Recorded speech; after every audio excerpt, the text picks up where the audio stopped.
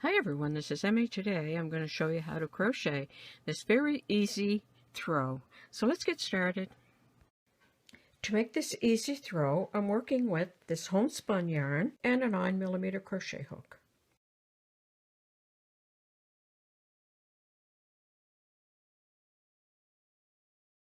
Start with a slip knot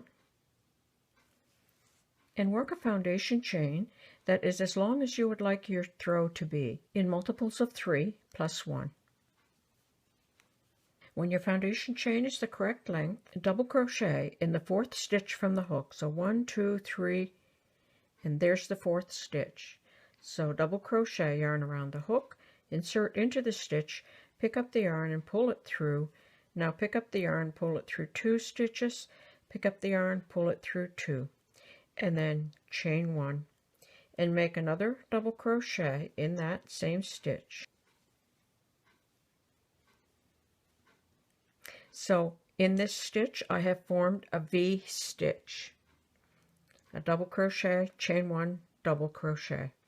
Now you're going to skip the next 2 stitches, and in the next stitch make another V stitch, double crochet,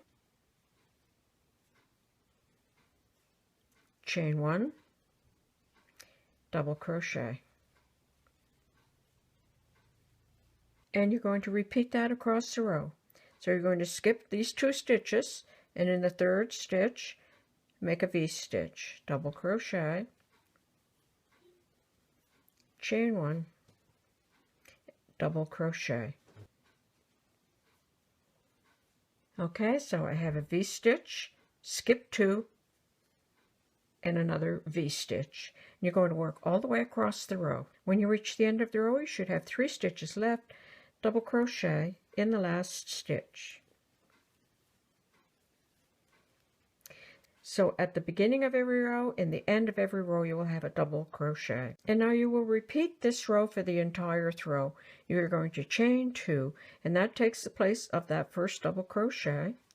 Turn the work. Now find the chain 1 space of the V stitch, and in that chain 1 space make a V stitch, double crochet, chain 1, double crochet.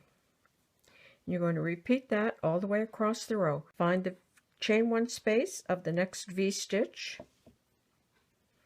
and make a V stitch in that stitch.